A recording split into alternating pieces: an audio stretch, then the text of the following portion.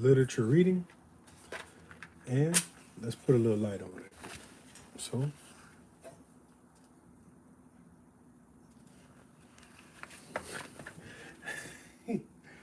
I think I messed that up.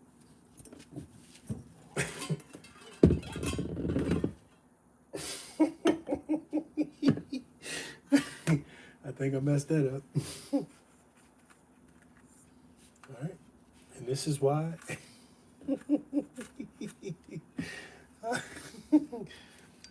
This is why you don't do that like that.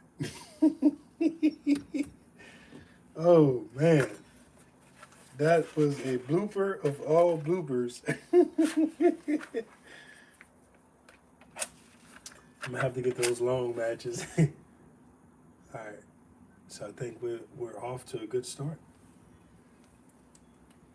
And I tried to light them in one match, but as you can see, it did not happen this time. So I don't know if I'm going to light every candle, but I want to welcome you all to our live literature reading. We're going to read the amazing autobiography of a great man, Mr. Solomon Northup. And maybe you've heard of his story. It was made into a movie, and the title of that movie was called 12 Years a Slave. Man, this is so much more light. All right, so I'm not going to light the other ones. But that's more light than I really want, actually. I'm just burning matches tonight. Let's see if we can get this one lit. We have a little bit of wick left in there. And it does not look like we have much, if any, left. Anyway, I would like to welcome you to this live literature reading of the fascinating real-life autobiography written by Mr. Solomon Northup himself. Let's put that on there. And I'd like to welcome you, like I said, to this live literary reading. We have some new candles, so everything is new to me as it is to you. And so if you have joined us before, I want to say welcome back. If this is your first time joining us, I want to say welcome. And so the whole premise for this reading and for using candles is because we're reading an ancient story and we're reading it by candlelight. Hello. I can't even hear you, Paul. I'm sorry.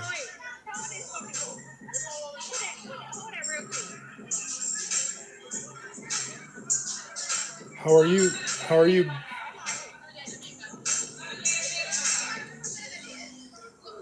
This is my hairstylist, just to let y'all know.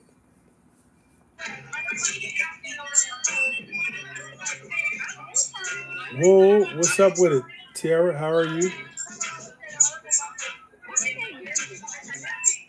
I don't know.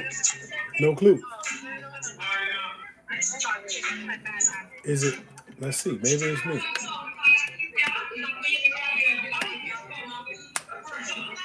Maybe it's me. I don't know.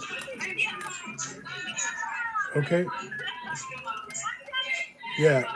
Do you hear me now? Yeah, I'm going to read tonight. Yeah.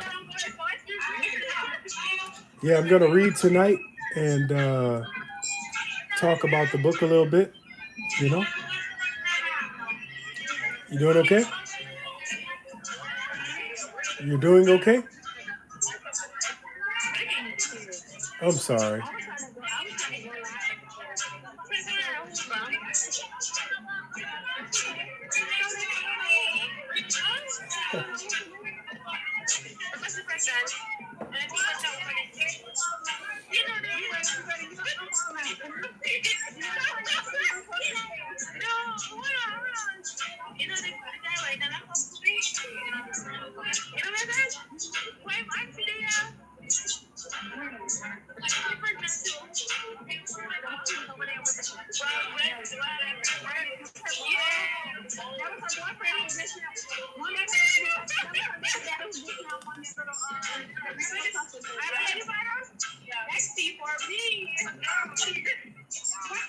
Yep.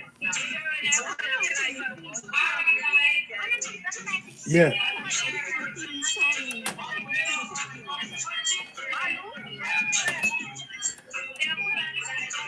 Y'all have fun, Tiara. You know.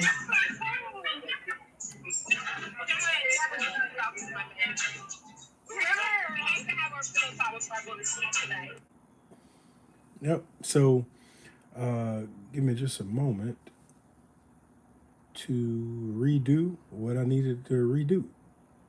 All right. So,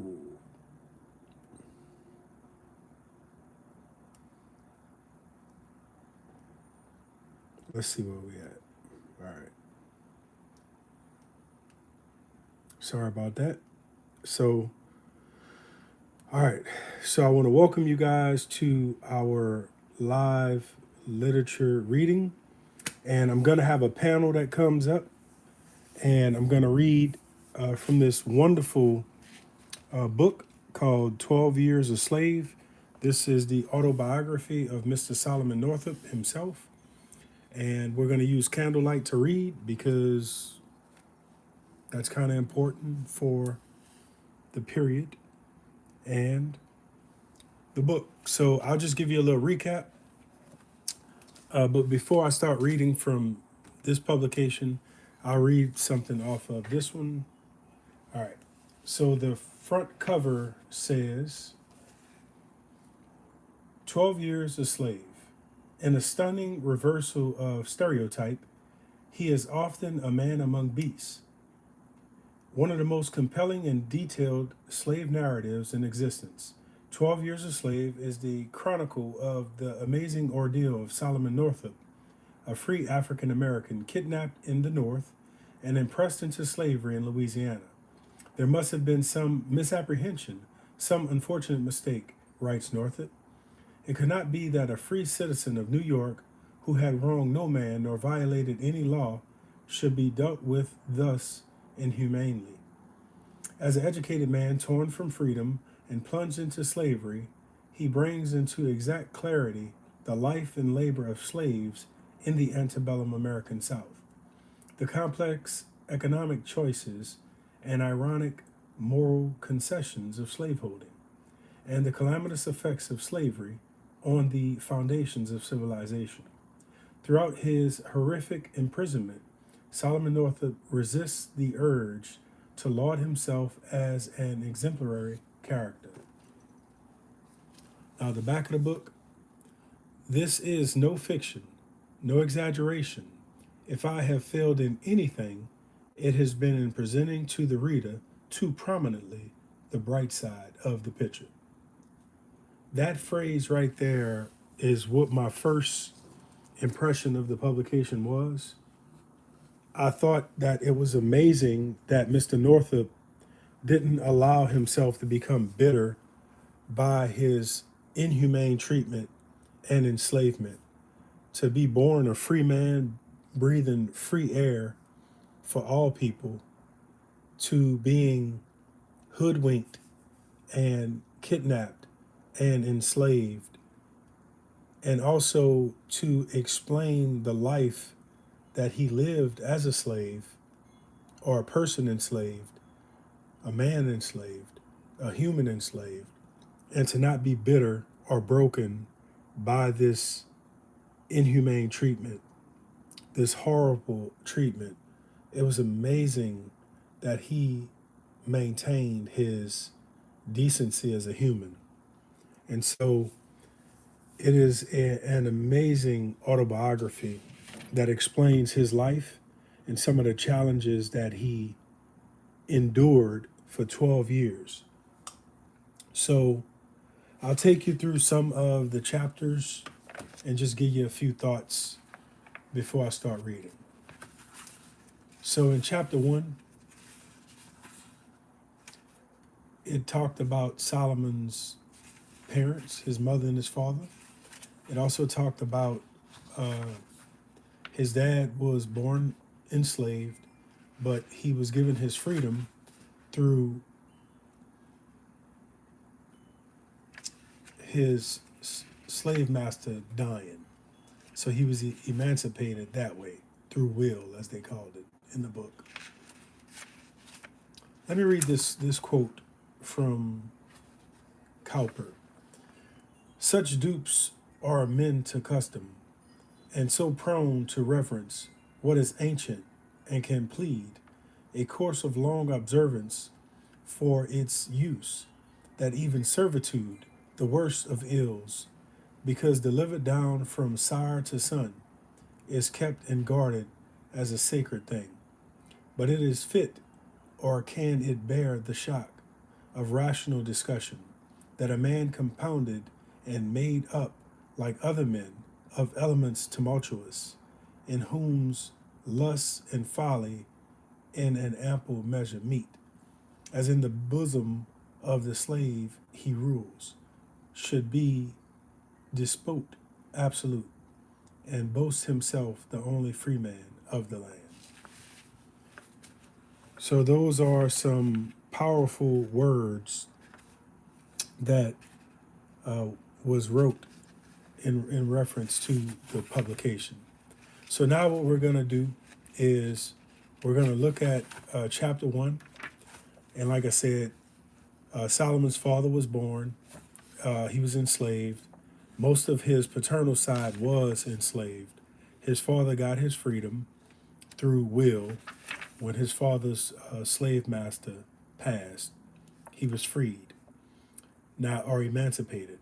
Now, Solomon talks about his father, he talks about his mother, and he talks about where they lived at. So at some point, Solomon gets married to someone that he knew his whole life, basically. Her name was Anne Hampton. And so they were married on Christmas Day, 1829. So Solomon and Anne, they had a farm. They also did like seasonal work. Anne ran a kitchen in their little community when they left the farm. And so they had a really good life. Solomon did other kind of work, like he worked on Lake Champlain, and he worked with trees and doing other kind of work, navigating this canal. And so that came into benefit later on. At Cheryl's Coffee House, Anne kind of managed that facility also. And it was really nice to see from that standpoint. Oh, let's see. Hang on one second.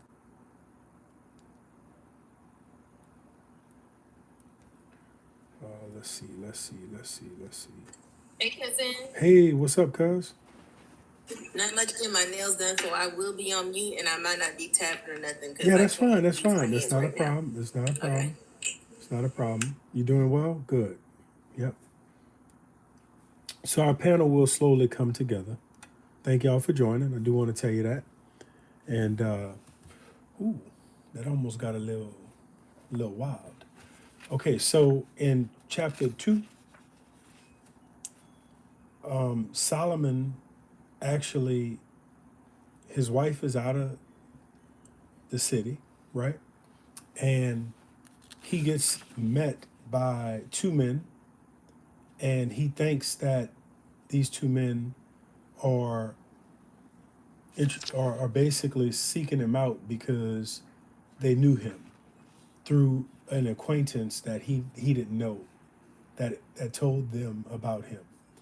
So he trusts these men. They won his affection and trust. Hamilton and Brown are their last names, and he goes and works for them. So they allegedly work for a circus, and at some point, they get him to come south with them. So they went to a few taverns, and he ends up waking up with what I would call is a migraine headache, and he ends up getting some water around midnight, and then they take and come back in his room, and they bring him to the doctor, alleged. When he wakes up, he's in a slave pen in Washington, D.C., called Williams Slave Pen. And within his first few days of being there, he gets the whipping of his life for saying he was a free man that was kidnapped. And they tried to beat the black off him, literally. So in that slave pen, he meets a few other enslaved folks, and he finds out his fate of going to be transported to New Orleans. So he meets a little boy named Randall, who's probably 10 years old, and then he meets eventually a lady named Eliza, who's Randall's mother, and he meets Emily, Randall's half sister, who was the daughter of a slave owner. And Randall's mother, Eliza, had a really good life. She was actually wearing silk clothes when she was sold into slavery. So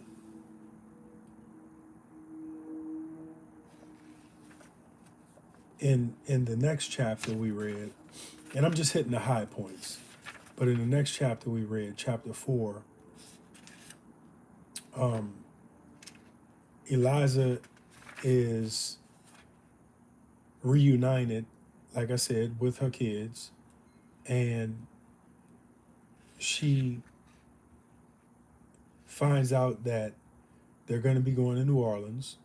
She was supposed to be emancipated by her slave master, but he lost possession of her, and she was sold into slavery. So now they get transported to New Orleans in chapter 5. So while leaving Washington, D.C., headed for New Orleans, Solomon devises a plan where he's going to take over the ship, him and 2 other men. One of those men is Robert, another free person of color. So they devise a plan, they're working out the kinks of the plan, and one of the sailors actually becomes fond of Solomon, and Solomon tells him that he's a free man and that he was kidnapped. So Solomon asks him if he can get a pen and paper so that he could write a letter, send it up north, and be rescued. Well, he gets the letter wrote, and the sailor promises when they get to New Orleans, he'd go to the post office and mail it. So eventually, while en route to New Orleans, one of the enslaved men, Robert, another free person of color, who was kidnapped and trafficked, he actually developed smallpox, and so he dies. So they sew him up in a sack, put a stone weight in the sack, and they bury him at sea. So when they did this, Solomon decided that to do mutiny on the ship, he just lost the urge to do it because it was him and 2 other men that were going to do it. But they didn't go through with the plan when Robert died. So now they arrive in New Orleans, and they have to get cleaned up because they're at they come into the possession of a man named Theophilus Freeman. He owns a slave pen in New Orleans, and I've actually been to the site where this slave pen was. It's at Charters and Esplanade, and at Charters and Esplanade there is a monument, a historical placard for Mr. Solomon Northup. So I was actually physically standing in the same vicinity of the slave pen that Mr. Northup was in when he was being auditioned with Emily and Randall and some of these other humans. And it's a very sobering moment when you really reflect on that. But Emily is in the process of losing her children. Randall gets sold to a different slave owner in Baton Rouge, and her daughter, who is the former master of hers, daughter as well, Emily, she's the little girl. Eliza is the mama. Well, now they don't want to sell the daughter, Emily. They want to keep her for themselves. And so she's pleading that they sell them all together. And the Theophilus Freeman is saying, no, you can't buy the little girl. So the man, the slave master that was gonna buy her, Mr. William Ford, he wants to buy her so that they don't be split. But Theophilus is not going to do that now. So we've came through chapter 5, and Emily is going to get split from her mother. And now in chapter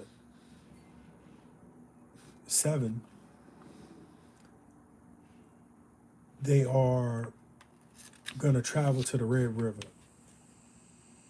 And hey, what's up, Breezy? How you doing, brother? What's going on, my boy? So How I'm y'all doing? doing good, brother. What's up, shit? Nani is getting her nails done, and I was just recapping the book before we started reading. Interrupt the reading. No, we didn't read yet. I was just getting everybody brought up to speed before I started to read the next chapter. So, I don't want to interrupt your reading. I ain't hear what you said in pause for me. no, you didn't interrupt nothing, bro. Hold on a second. We're gonna get the panel together. If you see anybody too that's in the some comments were filtered. If you see anybody that's down in the bottoms where you got moderatorship, right? Busy. Yeah. Is Nani a moderator too? Come on up. Nani, how you doing, love? You muted if you're talking to me. She getting her nails done. All right. Yeah. So, man, I clicked the wrong button. Hi, y'all. Hello, how are you, Cherry? I'm good. I made it to chapter 6. I'm excited. So I can't do it and mute when I need to. But hey, Breezy, hey, Cherry. I think we're on chapter 5, 6, 7, 8. Yeah, I think we're on number 8. Yep. Oh, so I am behind. Okay. No, it's no problem. So look, I'll just tell you the cliff notes. So in chapter 1, we learn about Solomon's dad and his family history. We also learn in chapter 1 that his dad was emancipated by will when his master died. In chapter 2, Solomon marries this young lady that he grew up with, and they work various jobs. They have a farm at one point. They're doing really good. And then they started working basically like in the city. And so Solomon does various tasks, and his wife Anne starts to run this kitchen. So she's doing those kind of chores. And they meet. That's when he meet Brown and Hamilton, the two gentlemen that allegedly were a part of a circus. And the way they met, Solomon thought that Brown and Hamilton was searching him out because of a mutual acquaintance that he had, which was not the case. So Solomon gets a proposition to come and play for the circus. He accepts that. Then he gets propositioned and told they want to go into the South and play, and they would reward him handsomely. And he accepted that, thinking that he would be back home in time for his wife to get back home, because she was going to be gone for a little while. So he agreed, and he agreed because he really trusted them. Well, in chapter 3, he gets sick, and he gets basically told to go to the hospital to see the doctor. He gets there, and then he doesn't remember anything else. Well, when they came to wake him up out of the room to bring him to the doctor, he didn't have time to put on shoes or get his jacket where his money was at, his free papers. So he was basically roused and okey doped in that moment. So in chapter 4, that's when he meets Eliza and them. He's in Williams Slave Pen in Washington, D.C., right outside of the Capitol. And he goes down to New Orleans on the riverboat. And so he ends up in New Orleans. And in chapter 5, that's when Robert, on their way to New Orleans, he gets smallpox and die. So they bury him at sea. Solomon is going to do a coup d'etat, a mutiny on the ship. But when Robert dies, that takes all of the nerve from that plan, because it was only 3 of them that were going to execute that plan. And so they arrive in New Orleans, and they're in the New Orleans slave pen at the corner of Charters and Esplanade. And so in chapter 6, the slaves are made to get clean, to dress nice, and to perform for all of these masters that are potential buyers of them. And so Eliza wants to stay with her son Randall and her daughter Emily, and they ended up getting split up. So she's sad about that, and she's in agony because she lost her son Randall, and now she lost her daughter Emily. And after all, she was supposed to be emancipated herself. She was never supposed to be sold into slavery. Even though she was a slave, she was sleeping with the master, and he gave her a life of luxury. And so her little daughter Emily was a half-breed, as they would say. And so now she's ripped apart from her.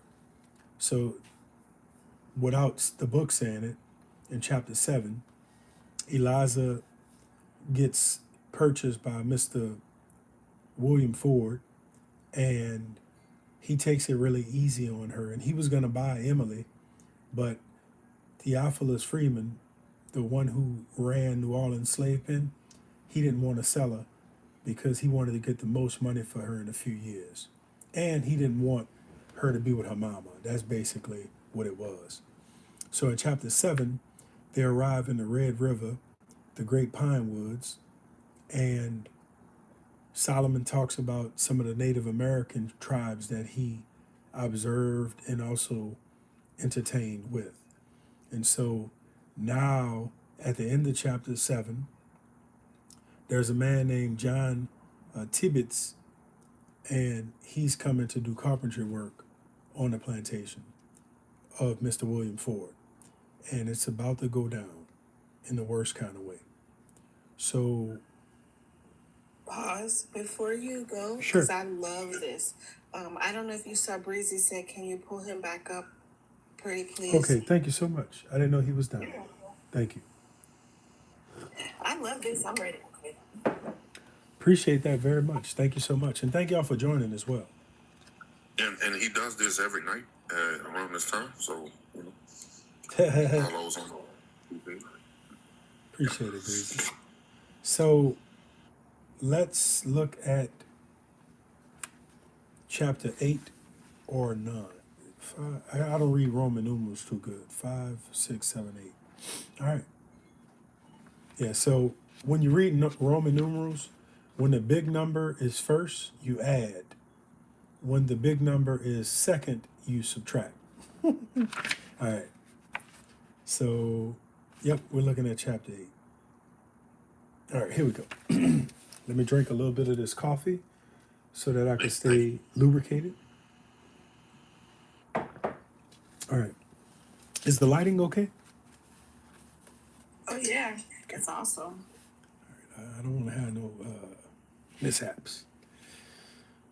William Ford unfortunately became embarrassed in his pecuniary affairs. A heavy judgment was rendered against him in consequence of his having become security for his brother Franklin Ford, residing on Red River, above Alexandria, and who failed to meet his liabilities.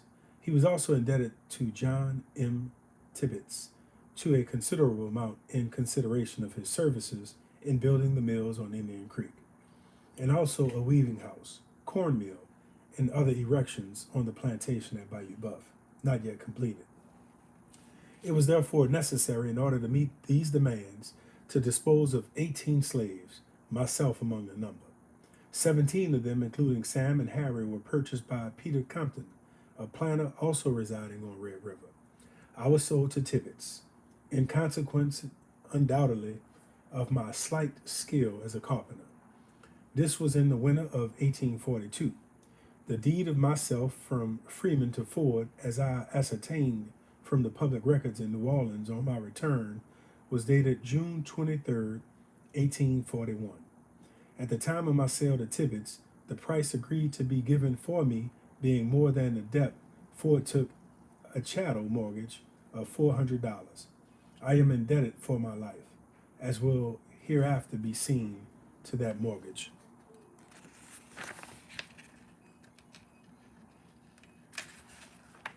I bade farewell to my good friends at the opening and departed with my new master, Tibbets. We went down to the plantation on Bayou Buff, distant 27 miles from the pine woods, to complete the unfinished contract. Bayou Buff is a sluggish, winding stream, one of those stagnant bodies of water common in that region, setting back from Red River. It stretches from a point not far from Alexandria in a southeasterly direction, and following its treacherous course is more than 50 miles in length. Large cotton and sugar plantations line each shore, extending back to the borders of interminable swamps.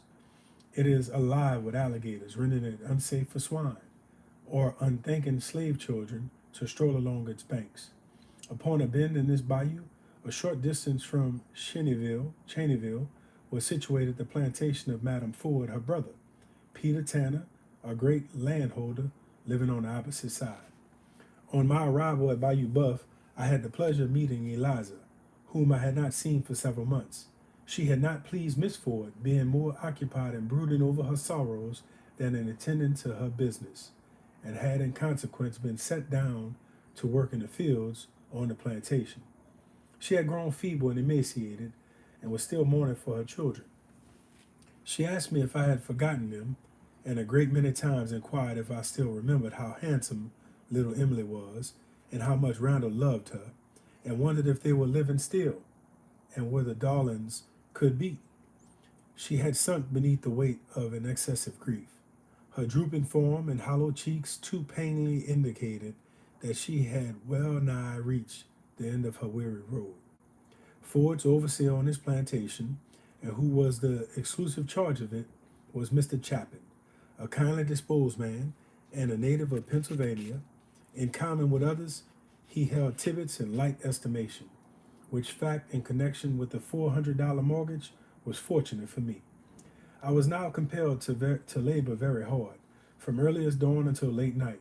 I was not allowed to be a moment idle, notwithstanding which Tibbets was never satisfied. He was continually cursing and complaining. He never spoke to me a kind word, and I was his faithful slave, and earned him large wages every day. And yet I went to my cabin nightly, loaded with abuse and stinging epithets. We had completed the cornmeal, the kitchen, and so forth, and were at work upon the weaving house, when I was guilty of an act, in that state punishable with death. It was my first fight with Tibbets. The weaving house we were erecting stood in the orchard a few rods from the residence of Chapin, or the Great House, and it was called.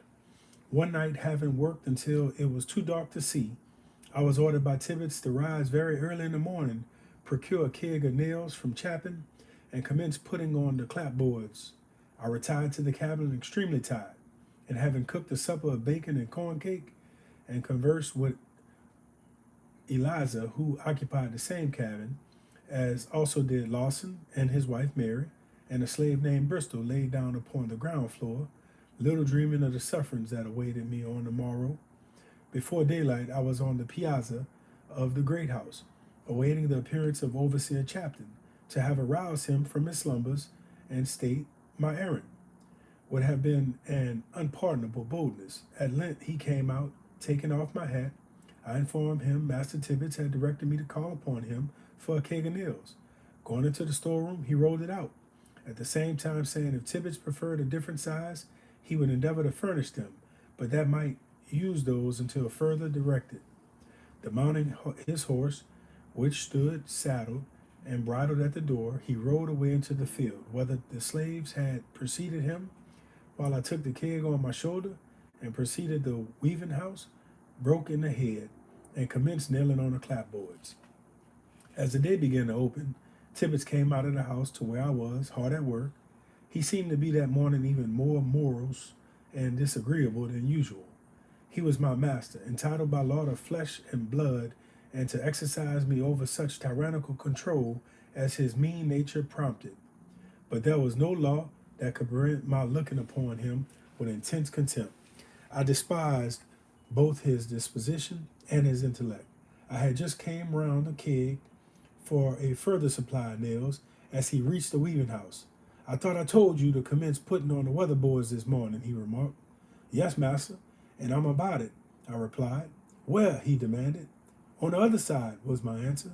He walked round to the other side, examined my work for a while, muttering to himself and finding fault tone. Didn't I tell you last night to get a keg of nails of Chatton? He broke forth again. Yes, master. And so I did. And the overseer said he would get another size for you if you wanted them when he came back from the field.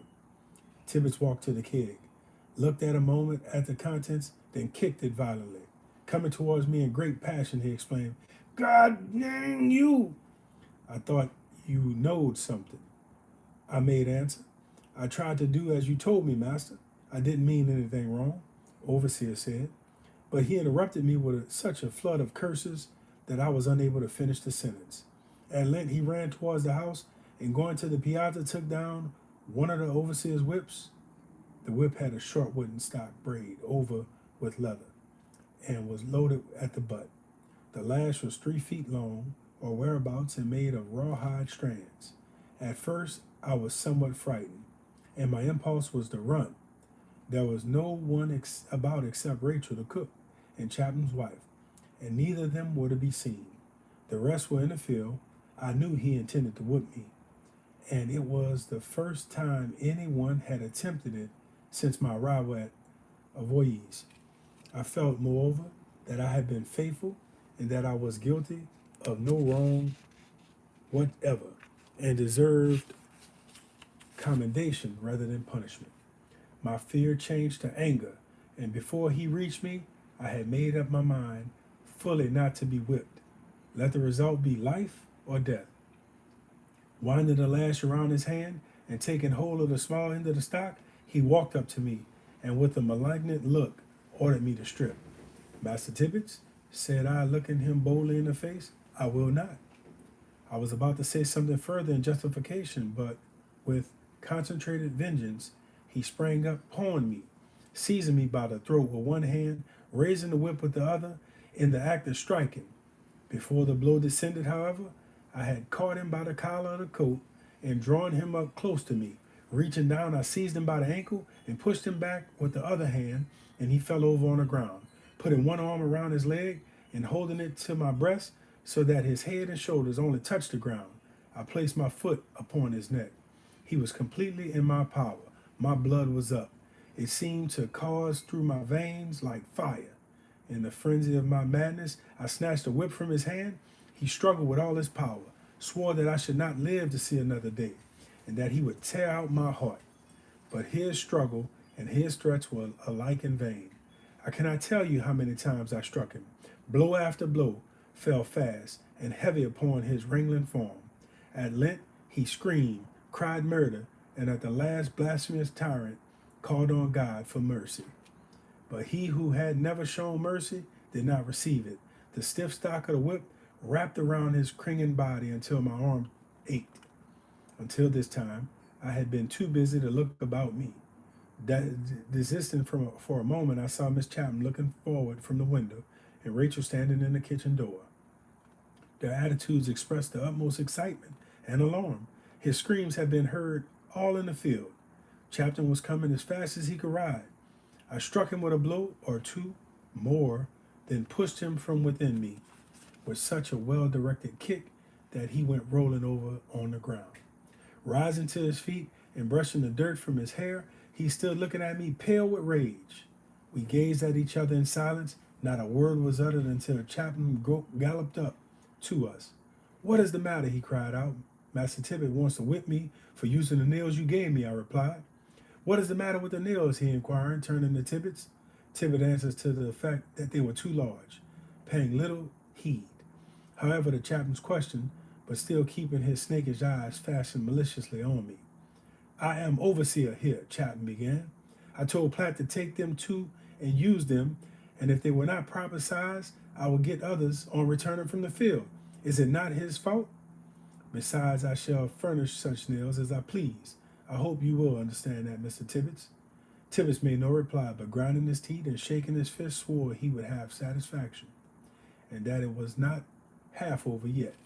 Thereupon he walked away, followed by Overseer, and entered the house, the latter talking to him, all the while in a suppressed tone and with earnest gestures. I remained where I was, doubting whether it was better to be flying or abiding the result. Whatever it might be, presently Tibbets came out of the house and saddling his horse, the only property he was possessed, besides myself, departed on the road to Cheneyville.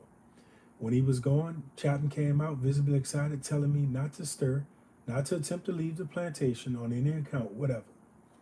He then went to the kitchen. Calling out Rachel, conversed with her some time. Coming back again, charged me with great earnest not to run, saying my master was a rascal, that he had left on no good errand, and that there might be trouble before night. But at all events, he insisted upon it. I must not stir. As I stood there, feelings of unutterable agony overwhelmed me. I was conscious that I had subjected myself to imaginable punishment. The reaction that followed my extreme ebullition of anger produced the most painful sensations of regret. An unfriended, helpless slave, what could I do? What could I say to justify in the remotest manner the heinous acts I had committed of resenting a white man's contumely and abuse? I tried to pray. I tried to beseech my Heavenly Father to sustain me in my sore extremity, but emotion choked my utterance, and I could only bow my head upon my hands and weep. For at least an hour I remained in this situation, finding relief only in tears.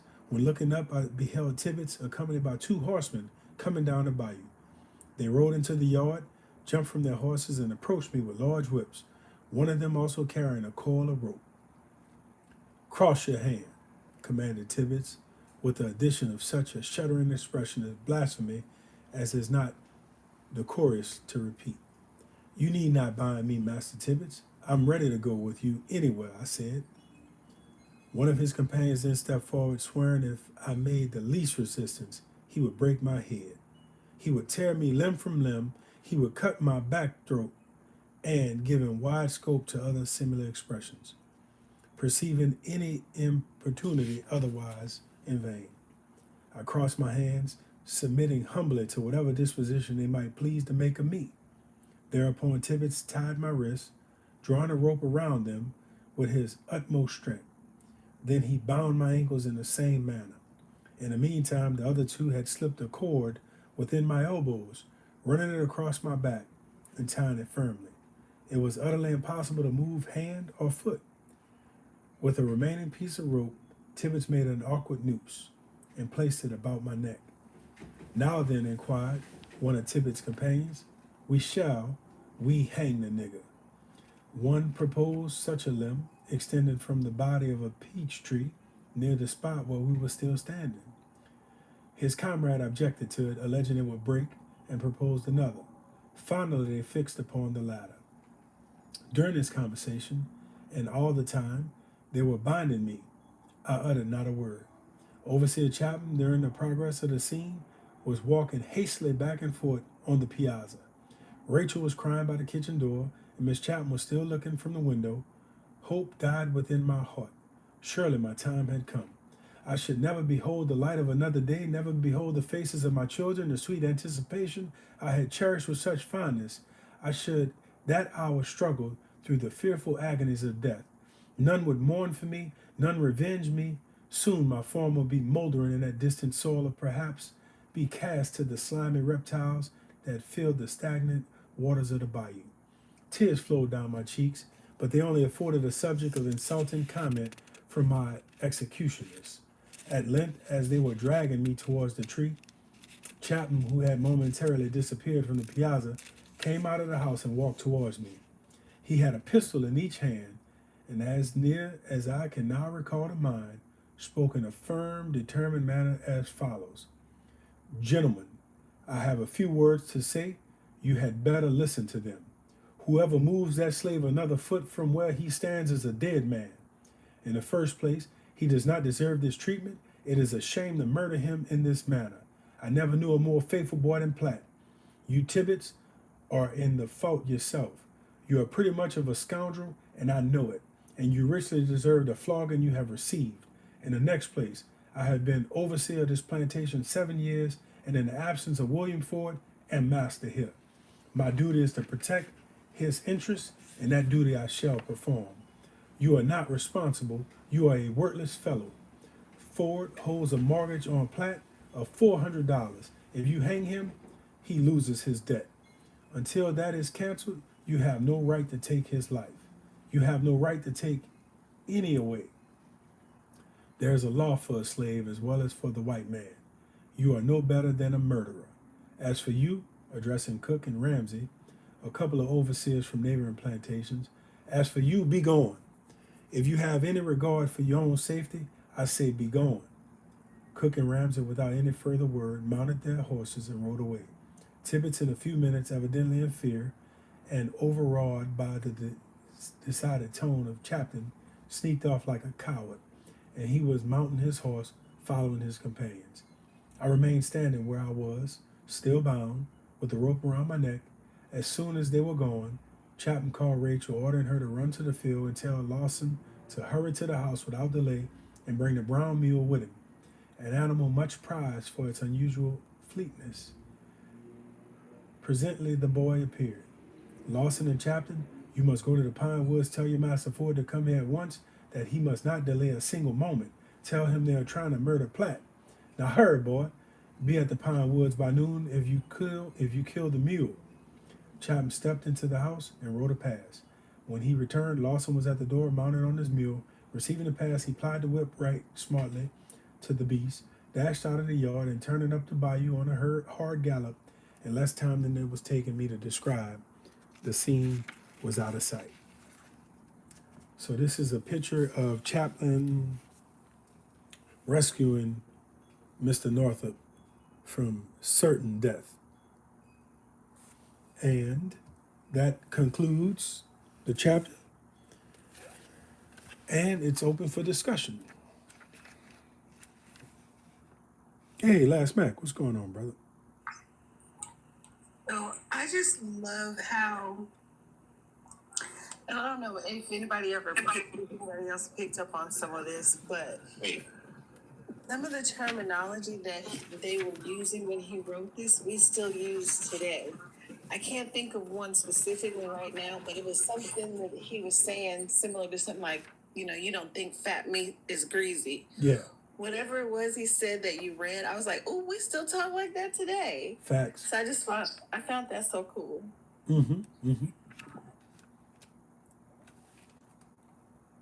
Yeah, this is some of the terms are really, they're the same. And this is an amazing chapter. How you doing, Mac?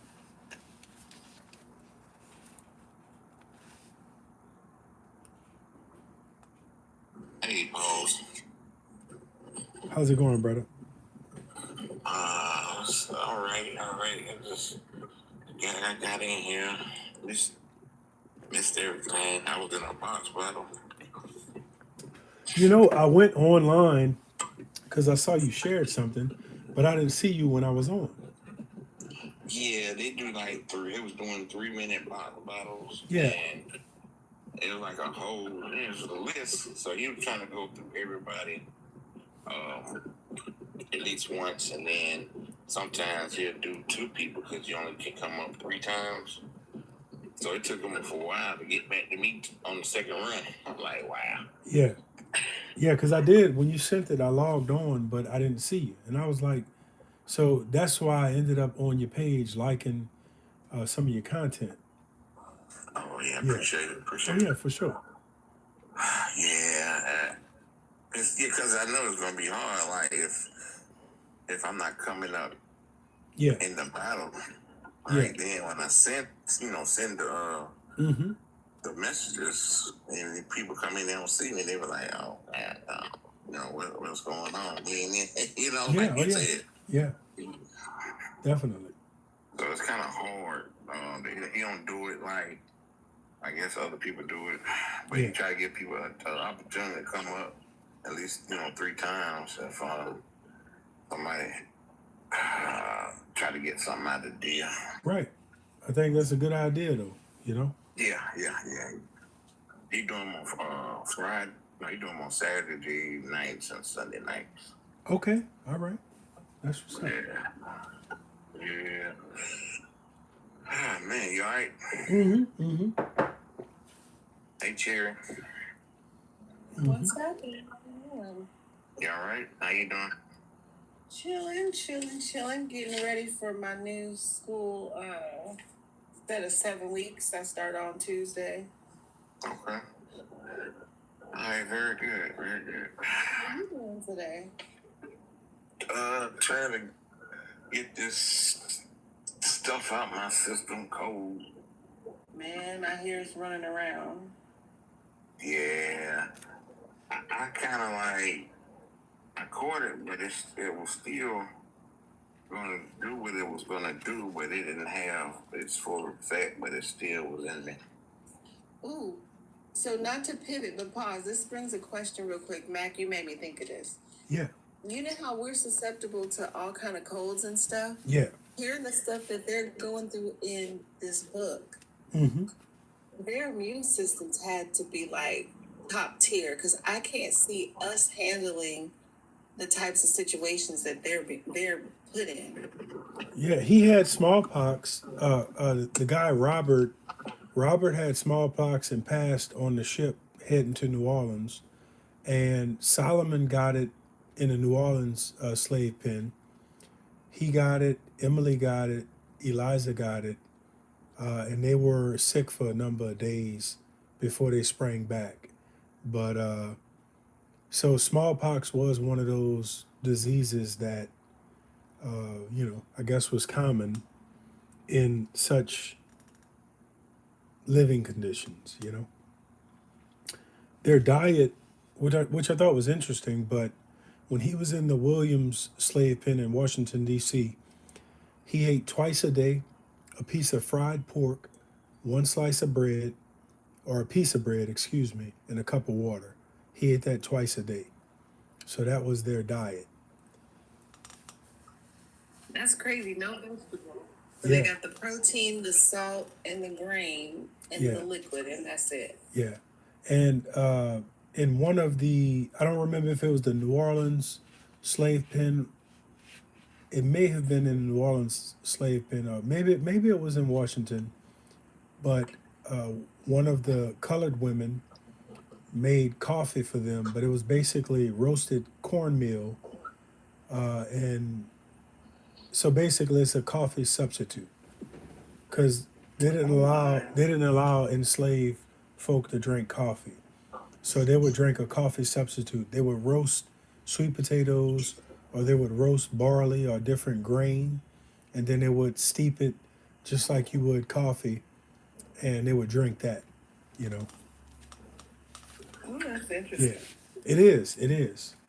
And so, like in this chapter, I think what is very interesting was in this chapter here, Solomon's life was spared by Champion, and Champion approved of Solomon whooping Tibbets, which to me is like that's unheard of, that a white man will back a black man whooping a white man during this time. And he saved his life. He saved his life. And I think that is really amazing that from Solomon's point of view, he never gave up on life. He never gave up on being reunited with his family. He had a plan to try to escape, but he couldn't divulge that to a lot of people because it would get leaked out, and the consequences of that would be worse than he was willing to pay. So he was going to plan on escaping at the best possible time. But the fact that he fought back in his chapter, that's not his character, in other words, despite, and then he submitted to whatever they were going to do him. But he craved at some point, well, he paralleled how death would be a good thing compared to living how they were living. But now that death is knocking on the door, he basically accepts it. But he was spared. So I think that is really fascinating. Really fascinating. Oh, so yeah, they're going to talk about cornmeal coffee in this next chapter. Let me see. What's the name of that book? This is the autobiography of Mr. Solomon Northup, better known as 12 Years a Slave. And they made a movie about it, but the book is more accurate than the movie. It's like the book always is. Yeah, he didn't have no control over the movie, Yeah, that was out of his hands. Yeah. Okay. But if y'all want to stick around, I thank y'all for sticking around. I just would like to read this next chapter, and maybe we could discuss that a little bit. Yeah, I'm down. Let's go. Okay. And okay, thank y'all very much. Let me get a little bit of coffee and water so that my throat won't get all parched. And now make sure they call me. Facts. Something new. I'm gonna go start looking down a rabbit hole to see what it looked like. Oh yeah, facts. All right, let's see where we're at. Okay, so we're gonna start reading chapter 9. Now, he just had his life spared after beating somebody almost Tibbets, pretty bad. Okay, as the sun approached the meridian that day, it became insufferably warm. Its hot rays scorched the ground. The earth almost blistered the foot that stood upon it. I was without coat or hat, standing bareheaded, exposed to its burning blaze. Great drops of perspiration rolled down my face, drenching the scanty apparel wherewith I was clothed. Over the fence, a very little way off, the peach trees cast their cool, delicious shadows on the grass.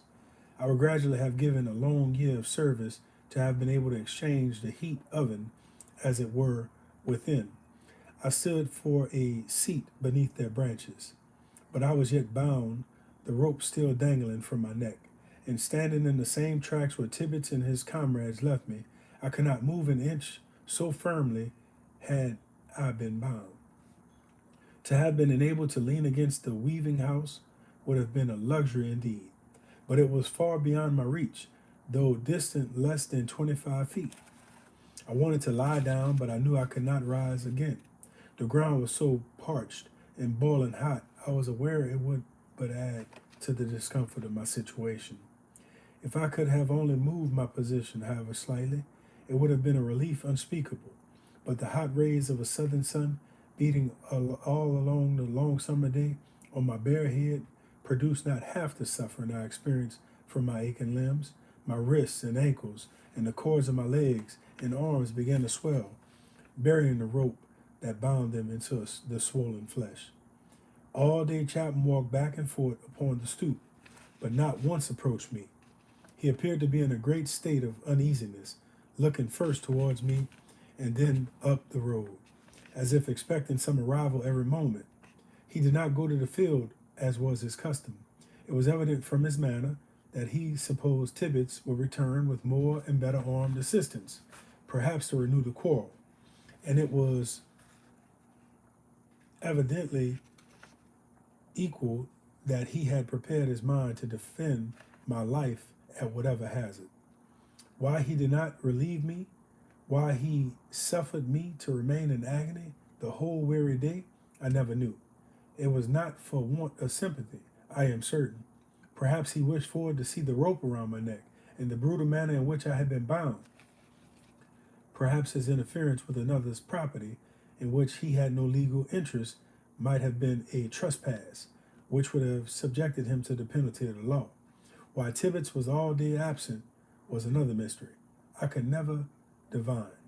He knew well enough that Chapman would not harm him unless he persisted in his design against me. Lawson told me afterwards that as he passed the plantation of John David Cheney, he saw the three men and that they turned and looked after him as he flew by. I think his supposition was that Lawson had been sent out by Overseer Chapman to arouse the neighboring planters and to call on them to come to his assistance. He therefore undoubtedly acted on that principle that discretion is better part of valor, and kept away. But whatever motive may have governed the cowardly and malignant tyrant, it is of no importance. There I still stood in the noontide sun, groaning with pain. From long before daylight I had not eaten a morsel. I was growing faint with pain and thirst and hunger. Only once in the very hottest portion of the day, Rachel, half fearful she was acting contrary to the overseer's wishes, ventured to me and held a cup of water to my lips. The humble creature never knew, nor could she comprehend if she had heard them, the blessing I invoked upon her for that balmy draught. She could only say, "Oh, Platt, how I do pity you," and then hasten back to her labors in the kitchen. Never did the sun move so slowly through the heavens. Never did it shower down such fervent and fiery rays as if it did that day. At least, so it appeared to me. What my meditations were, the innumerable thoughts that thronged through my distracted brain, I would not attempt to give expression to. Suffice it to say, during the whole long day, I cannot, to the conclusion even once, that the Southern slave, fed, clothed, whipped, and protected by his master, is happier than the free-colored citizen of the North. To that conclusion, I have never since arrived. There are many, however, even in the Northern states, benevolent and well-disposed men, who will pronounce my opinion erroneous and gravely proceed to substantiate the assertion with an argument. Alas, they have never drunk as I have from the bitter cup of slavery. Just at sunset, my heart leaped with unbounded joy as Ford came riding into the yard, his horse covered with foam. Chapman met him at the door, and after conversing a short time, he walked directly to me. "Poor Platt, you're in a bad state," was the only expression that escaped his lips. "Thank God," said I. "Thank God, Master Ford, that you have come at last." Drawing a knife from his pocket, he indignantly cut the cord from my wrists, arms, and ankles, and slipped a noose from my neck. I attempted to walk, but staggered. Like a drunken man, I fell partially to the ground.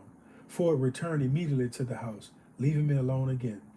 As he reached the piazza, Tibbets and his two friends rode up. A long dialogue followed. I could hear the sound of their voices, the mild tones of Ford mingling with the angry accents of Tibbets, but was unable to distinguish what was said. Finally, the three departed again, apparently not well pleased. I endeavored to raise the hammer, thinking to show Ford how willing I was to work, by proceeding with my labors on the weaving house, but it fell from my nerveless hand. At dark, I crawled into the cabin and laid down. I was in great misery, all sore and swollen, and the slightest movement producing excruciating suffering. Soon the hands came in from the field. Rachel, when she went after Lawson, had told them what had happened, Eliza and Mary broiled me a piece of bacon, but my appetite was gone. Then they scorched some cornmeal and made coffee. It was all that I could take. Eliza consoled me and was very kind. It was not long before the cabin was full of slaves. They gathered round me, asking me many questions about the difficulty with tidbits in the morning and the particulars of all the occurrences of the day. Then Rachel came in, and in her simple language, repeated it over again, dwelling emphatically on the kick that sent Tibbets rolling over the ground, whereupon there was a general titter throughout the crowd. Then she described how Chaplain walked out with his pistols and rescued me, and how Master Ford cut the ropes with his knife, just as if he was mad. By this time, Lawson had returned. He had to regale them with an account of his trip to the pine woods, how the brown mule bore him faster than a streak of lightning, how he astonished everybody as he flew along, how Master Ford started right away, how he said Platt was a good nigger and they shouldn't kill him, concluding with pretty strong imitations that there was not another human being in the wide world who could have created such a universal sensation on the road, or performed such a marvelous John Gilpin feat as he had done that day on that brown mule. The kind creatures loaded me with the expression of their sympathy, saying Tibbets was a hard, cruel man, and hoping Master Ford would get me back again. In this manner, they passed the time discussing, chatting, talking over and over again about the exciting affair until suddenly Chapman presented himself at the cabin door and called me. Platt, said he, you will sleep on the floor in the great house tonight. Bring your blanket with you. I arose as quickly as I was able, took my blanket in my hand, and followed him. On the way, he informed me that he should not wonder if Tibbets was back again before morning, that he intended to kill me, and that he did not mean he should do it without witnesses. He had stabbed me to the heart in the presence of 100 slaves. Not one of them, by the laws of Louisiana, could have given evidence against him. I lay down on the floor in the great house, the first and the last time such a sumptuous resting place was granted me during my 12 years of bondage, and tried to sleep. Near midnight, the dog began to bark. Chapman arose, looked from the window, but discovered nothing. At length, the dog was quiet. As he returned to his room, he said, I believe Platt, that scoundrel, is skulking about the premises somewhere. If the dog barks again, and I am sleeping, wake me. I promised to do so. After the lapse of an hour or more, the dog recommenced his clamor, running towards the gate, then back again, all the while barking furiously. Chapman was out of bed without waiting to be called on. This occasion, he stepped forth upon the piazza and remained standing there a considerable length of time. Nothing, however, was to be seen, and the dog returned to his kennel. We were not disturbed again during the night. The excessive pain that I suffered and the dread of some impending danger prevented any rest whatever. Whether or not Tibbets did actually return to the plantation that night, seeking an opportunity to wreak havoc, his vengeance upon me is a secret known only to himself, perhaps. I thought then, however, and have the strong impression still, that he was there. At all events, he had the disposition of an assassin, cowering before a brave man's words, but ready to strike his helpless or unsuspecting victim in the back, as I had reason afterwards to know. At daylight in the morning, I arose sore and weary, having rested little. Nevertheless, after partaking breakfast, which Mary and Eliza had prepared for me in the cabin, I proceeded to the weaving house and commenced the labors of another day.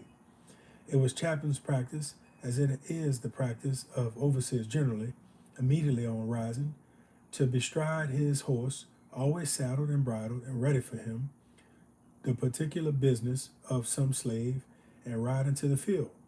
This morning, on the contrary, came to the weaving home, asking if I had seen anything of Tibbets yet.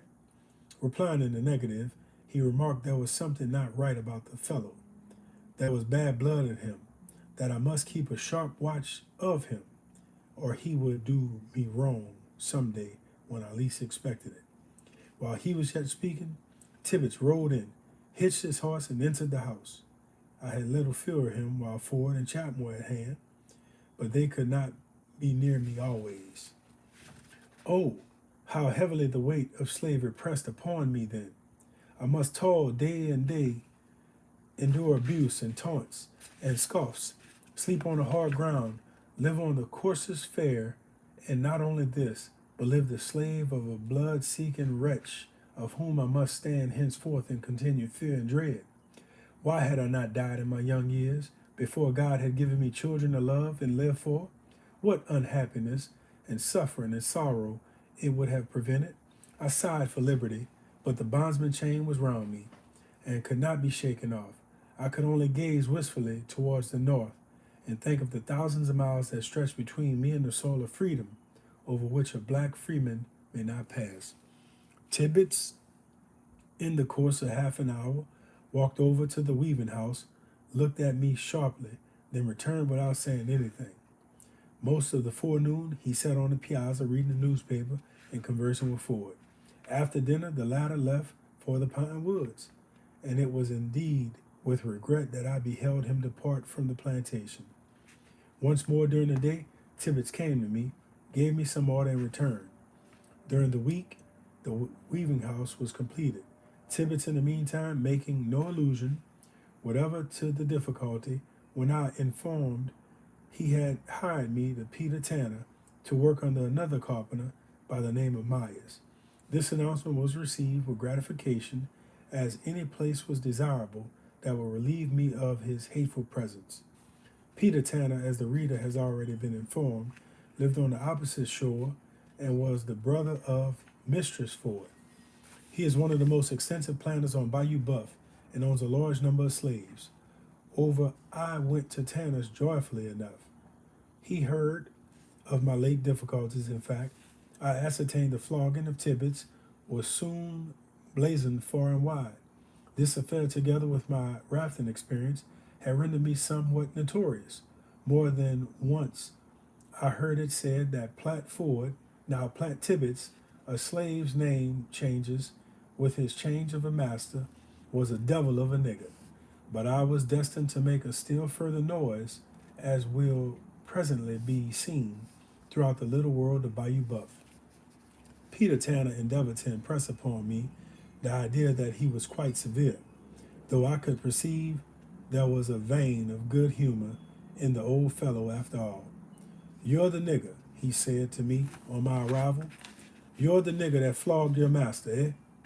You're the nigger that kicks and holds Carpenter Tibbets by the leg and wallops him, are ye?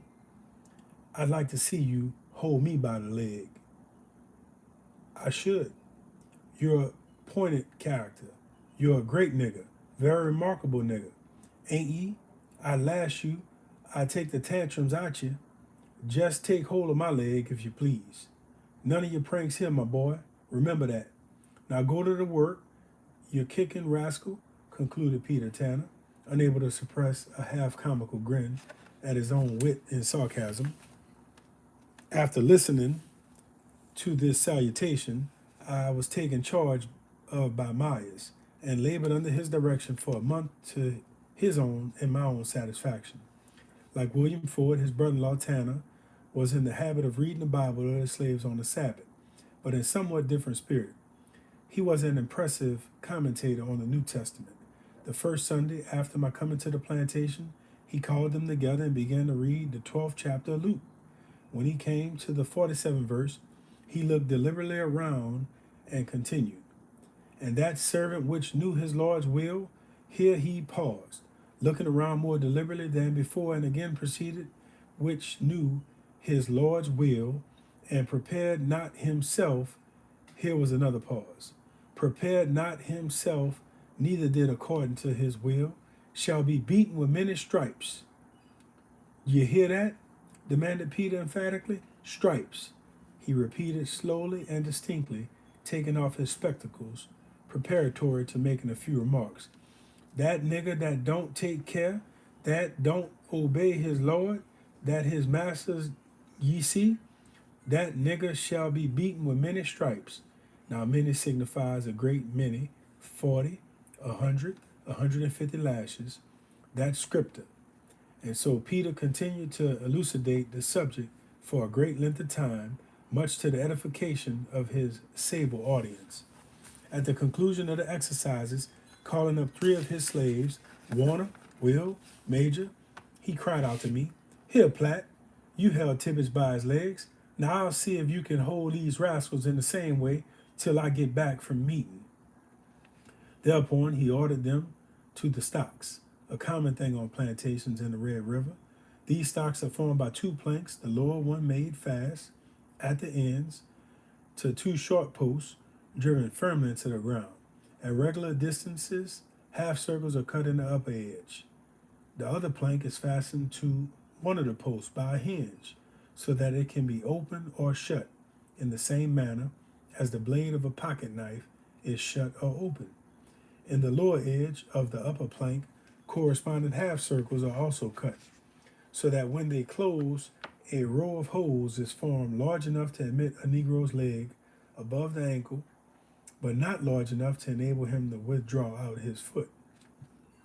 The other end of the upper plank, opposite the hinge, is fastened to its post by lock and key. The slave is made to sit upon the ground. When the uppermost plank is elevated, his legs just above the ankles, placed in the sub-half circles, and shutting it down again and locking it, he is held secure and fast. Very often the neck, instead of the ankle, is enclosed. In this manner they are held during the operation of whipping. Warner, Will, and Major, according to Tanner's account of them, were melon stealing, Sabbath breaking niggers, and not approving of such wickedness, he felt it his duty to put them in the stocks, handed me the key himself, Maya's mistress Tanner, and the children entered the carriage and drove away to church at Cheneyville. When they were gone, the boys begged me to let them out. I felt sorry to see them sitting on the hot ground and remember my own sufferings in the sun. Upon their promise to return to the stocks at any moment they were required to do so, I consented to release them. Gratefully for the leniency shown them, and in order in some measure to repay it, they could do no less, of course, than plot me to the melon patch. Shortly before Tanner's return, they were put in the stocks again. Finally, he drove up and, looking at the boys, said with a chuckle, "Aha, ye haven't been strolling about much today. Anyway, I'll teach you what's what. I'll tire ye of eating watermelons on the Lord's day, ye Sabbath breaking niggers." Peter Tanner prided himself upon strict religious observances.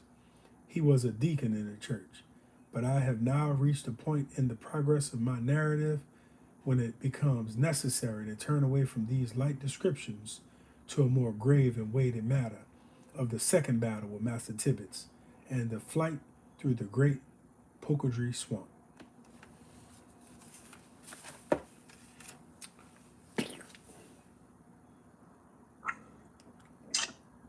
That's some heavy reading. Oh, Lord. Hold on 1 second.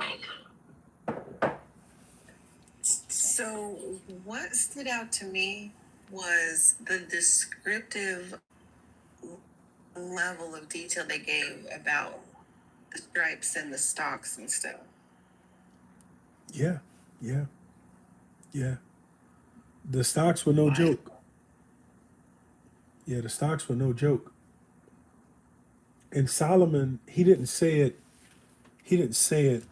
but when he woke up in William's slave pen, his hands had fetters on them and he was in the stocks. And so he was tied to a low bench. And he got a whooping like that for telling the man he was a free man. So now to actually, and this is so sick, but to be given the key and be left in charge of these 3 watermelon stealers, he remembered his suffering and he had mercy on them and let them out. But that was also a gamble, because if Mr. Tanner would have came back and saw him released, that would have ruined his good name. But it's like, what do you do, Yeah, like it goes to that lesser of two evils type of thought. Like, either way, it's not the most perfect choice. You just got to pick one. Right, right, right. This whole chapter, well, the next chapter, chapter 10, like Solomon said, this is where it gets a little nerdy coming up. But he actually, and surprisingly, they knew Tibbets wasn't a good dude. But Tibbets was a white man, so he was better than any darky, you know. But the fact that Tibbets is patiently plotting his his vengeance, that is so fascinating, so fascinating. But I think it's interesting to see how, and this is something I learned, later in life, but a lot of Africans learned Christianity as a result of their confinement and being enslaved. And so a lot of Africans were given Bibles, like Nat Turner, for example, they were given Bibles. And the master would preach to them the sermon. But they weren't given the book of Exodus. That was always taken out of the Bible. Because Exodus was about being liberated. And they didn't want that to become an influence, Yeah. I had that conversation with someone before pause, and they're like, but no. And I'm like, if they had the opportunity to hear about the Exodus, Yeah. you know how we are. We would have been like, oh, well, if they could do it, I know I could do it, and I might be able to do it better. Yeah. Yeah. It would have definitely influenced. But what I've also learned is people who were actually enslaved, there's so much of this history not recorded. And that's what makes this book such a gem because he recorded his own story. And I think that's one of the amazing things about his experience, you know. Yeah. You had any thoughts on it, Matt? Hold on, I was talking to my daughter. My bad. No, you're good, brother. Cool. Give me 1 second. Mac on that Sunday right before school, kind of, I understand that. I do. I did. I got my daughter to rent this one from the library because I was trying to get this one back from my friend who I was letting read it, but the way it worked out, she rented this one from the library. And what I'm gonna do after I read the book, I'm gonna go back through each chapter because they have commentary, and I might just try to buy this one from the library because cool. yeah, this particular translation of it has additional information that's not in the autobiography. And so I'm gonna make a study of this book because I'm gonna do a few spin-offs of it. So that's kind of the plan. I'm wondering if that's like is that a modern or not a modern, but a more up to date edition he may have had? Like how the Bible has concordance in them and stuff. Yeah. So this one was actually this particular book. It says Louisiana paperback edition, 1975. The 28th printing of this book happened in 2014, but it's copyrighted from. It was published by the Louisiana State University Press, and their copyright was 1968 and 1996. So they just have other commentary in the book. Like there's just more commentary in the book. Like some of the little details, like they made reference to some of the slave records in New Orleans and stuff. And so I'm not reading that at the moment, but I will read that once I'm done the book because I'm really interested in some of the actual details of it. And they have other dates. And I think in all honesty, it's in my original book because I know they have a chronology, they have maps. It just may be in a different layout than this. Yeah. And you're right. That's what happens. Excuse me. Happens sometimes. They'll flip it around on you, and it'll be right there with you. Yeah. Where you think it is, and it's just under something else. Right. While you and Mac talk real quick, I'm gonna look for one thing, and I Yeah, think do you I'll be think? able to share it with Yeah, you. do you think? Yep. Yep. Appreciate it. So what I'm gonna do, I'm gonna go to chapter 10 because I'm kind of chomping at the bit to read chapter 10 because this is gonna be a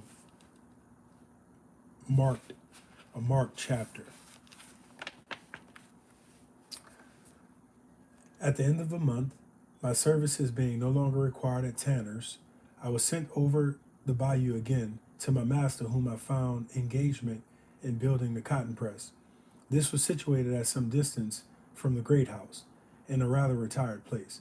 I commenced working once more in company with Tibbets, being entirely alone with him most part of the time. I remembered the words of Chapton, his precautions, his advice to beware, lest in some unsuspecting moment he might injure me. They were always in my mind, so that I lived in the most uneasy state of apprehension and fear. One eye was on my work, and the other on my master. I determined to give him no cause of offense, to work still more diligently, if possible, than I had done before, to bear whatever abuse he might heap upon me, save bodily injury, humbly and patiently toward, thereby to soften in some degree his manner towards me, until the blessed time might come when I should be delivered from his clutches. The third morning after my return, Chapin left the plantation for Cheneyville to be absent until night. Tibbets on that morning was attacked with one of those periodical fits of spleen and ill humor to which he frequently subjected, rendering him still more disagreeable and venomous than usual. It was about 9 o'clock in the forenoon when I was busily employed with the jack plane on one of the sweeps.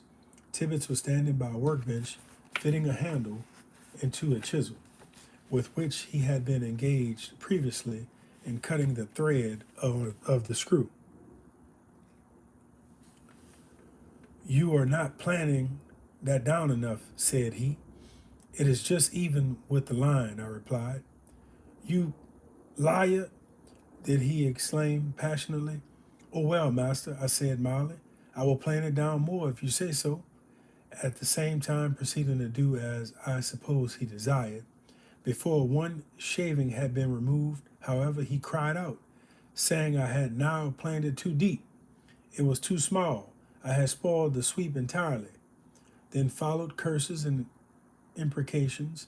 I had endeavored to do exactly as he directed, but nothing would satisfy the unreasonable man. In silence and in dread, I stood by the sweep, holding the jack plane in my hand, not knowing what to do, and not daring to be idle. His anger grew more and more violently until finally, with an oath, such a bitter, frightful oath as only Tibbets could utter, he seized a hatchet from the workbench and darted towards me, swearing he would cut my head open.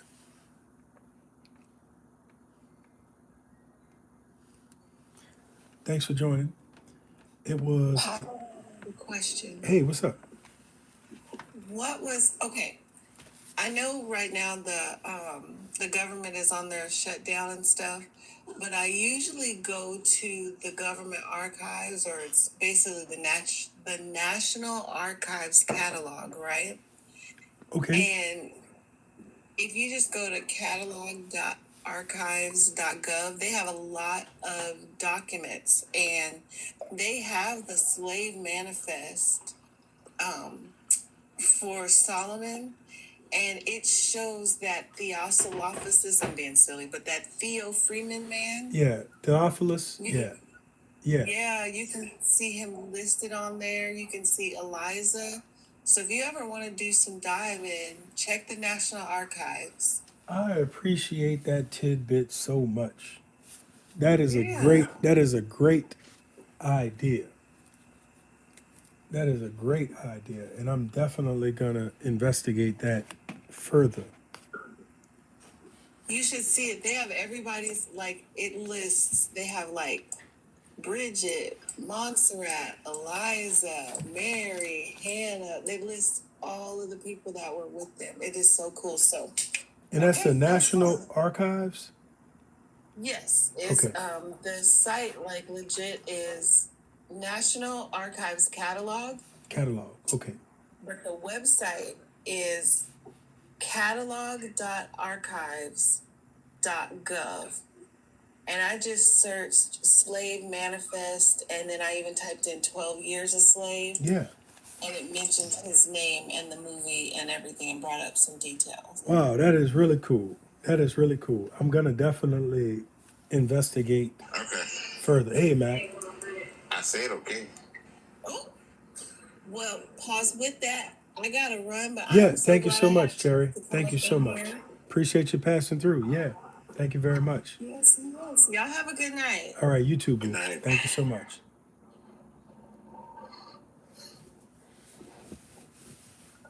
Yeah, that was nice. So, Mac, we in chapter 10, and we got a great lead for some additional research on the subject matter. But Solomon is about to get into a dispute with Tibbets. Tibbets has just picked up an axe after causing a unprovoked disagreement. So it's about to get a little nerdy. Oh boy. So it says, his anger grew more and more violently until finally, with an oath, such a bitter, frightful oath as only Tibbets could utter, he seized the hatchet from the workbench and darted towards me, swearing he would cut my head open. It was a moment of life and death. The sharp, bright blade of the hatchet glittered in the sun. In another instant, it would be buried in my brain, and yet in that instant, so quick will a man's thoughts come to him in such a fearful strait. I reasoned with myself. If I stood still, my doom was certain. If I fled, 10 chances to the one hatchet flying from his hand with a too deadly and unerring aim would strike me in the back. There was but one course to take, springing towards him with all my power and meeting him full halfway before he could bring down the blow. With one hand, I caught his uplifted arm, with the other seized him by his throat. We stood looking at each other in the eye. In his, I could see murder. I felt as if I had a serpent by the neck, watching the slightest relaxation of my grip to coil itself round my body, crushing and stinging it to death. I thought to scream aloud, trusting that someone might hear and catch sound, but Chapman was away. The hands were in the field, and there was no living soul in sight or hearing. The good genius was thus far through life had saved me from the hands of violence. At that moment, suggested a lucky thought with a vigorous and sudden kick that brought him to one knee with a groan. I released my hold upon his throat, snatched the hatchet, and cast it beyond reach. Frantic with rage, maddened beyond control, he seized the white oak stick 5 feet long, perhaps, and as large in circumference as his hand could grasp, which was lying on the ground. Again he rushed towards me, and again I met him, seized him about the waist, and being the stronger of the two, bore him to the earth. While in that position, I obtained possession of the stick, and rising, cast it from me also. He likewise arose and ran for the broadaxe on the workbench. Fortunately, there was a heavy plank lying upon its broad blade, in such a manner that he could not extricated before I had sprung up upon his back, pressing him down closely and heavily on the plank so that the axe was held more firmly to its place. I endeavored, but in vain, to break his grasp upon the handle. In that position we reigned some minutes. There have been hours in my unhappy life, many of them, when the contemplation of death as the end of earthly sorrow, of the grave as a resting place for the tired and worn out body, has been pleasant to dwell upon. But such contemplations vanished in the hour of peril. No man in his full strength can stand undismayed in the presence of the King of Terrors. Life is dear to every living thing. The worm that crawls upon the ground will struggle for it. At that moment it was dear to me, enslaved and treated as I was, not able to unloose his hand. Once more I seized him by the throat, and this time, with a vice-like grip that soon relaxed his hold, I became pliant and unstrung. His face, that had been white with passion, was now black from suffocation. Those small serpent eyes that spat such venom were now full of horror, two great white orbs starting from their sockets.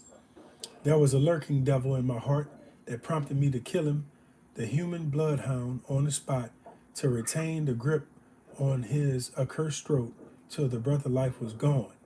I dare not murder him, and I dare not let him live. If I killed him, my life must pay for the forfeit. If he lived, my life only would satisfy his vengeance. A voice within me whispered me to fly, to be a wanderer among the swamps, a fugitive and a vagabond on the face of the earth was preferable to the life that I was leading. My resolution was soon formed, and swinging him from the workbench to the ground, I leaped the fence nearby and hurried across the plantation, passing the slaves at work in the cotton field. At the end of a quarter mile, I reached the wood pasture, and it was a short time indeed that I had been running it. Climbing onto a high fence, I could see the cotton press, the great house, and the space between.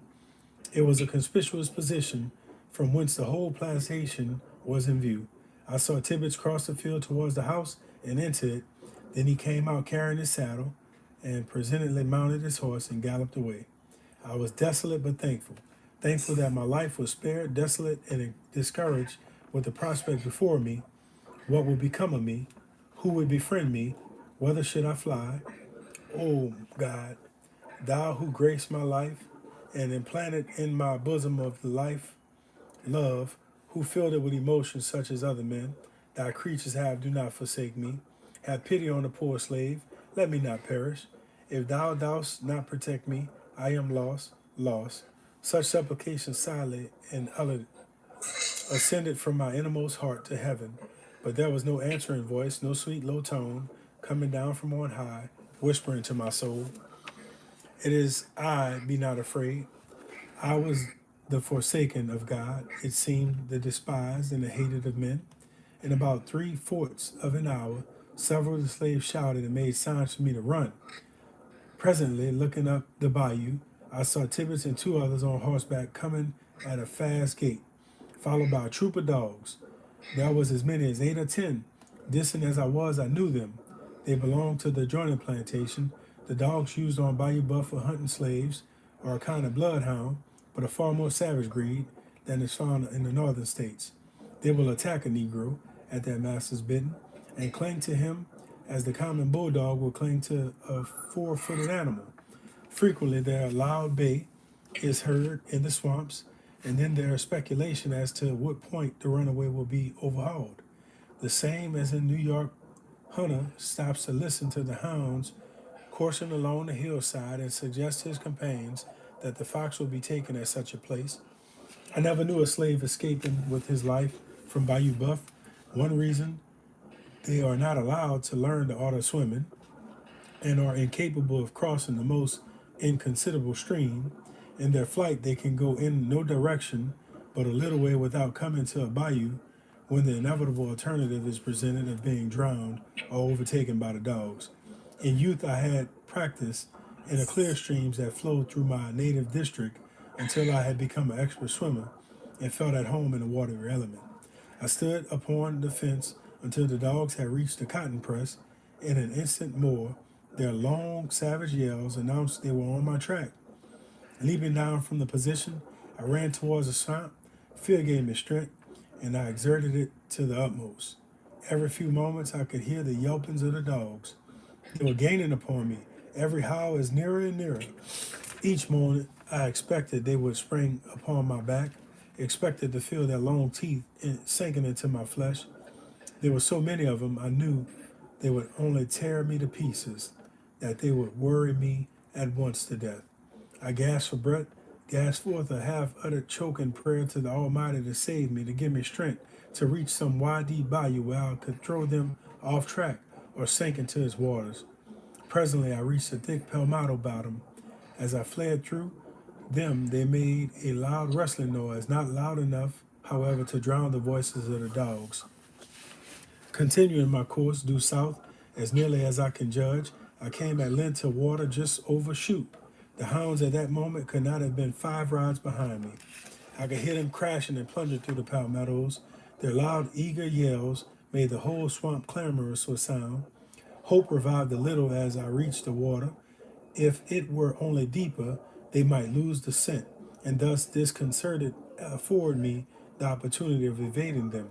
Luckily, I grew deeper the further I proceeded, now over my ankles, now halfway to my knees, now sank in a moment to my waist, and then emerging presently into more shallow places.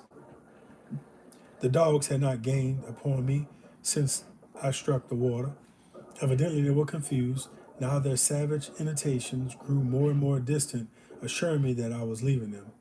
Finally, I stopped to listen, but the long howl came booming on the air again, telling me I was not yet safe. From bog to bog where I had stepped, they could still keep upon my track, though impeded by the water. At length, to my great joy, I came to a wide bayou and plunged in it. Had soon stemmed its sluggish current into the other side. There certainly the dogs would be confounded, the current carrying down the stream all traces of that slight mysterious scent which enables the quick smelling hound to follow the track of a fugitive. After crossing this bayou, the water became so deep I could not run. I was now in which I afterwards learned the great Pacadry swamp. It was filled with immense trees, the sycamore, the gum, and the cottonwood and cypress, and extends, I informed, to the shore of the Calcasieu River. For 30 or 40 miles it is without habitants, save wild beasts, the bear, the wildcat, the tiger, and the great slimy reptiles that are crawling through it everywhere. Long before I reached the bayou, in fact, from the time I struck the water until I emerged from the swamp on my return, these reptiles surrounded me. I saw hundreds of moccasin snakes. Every log and bog, every trunk of fallen tree over which I was compelled to step or climb was alive with them.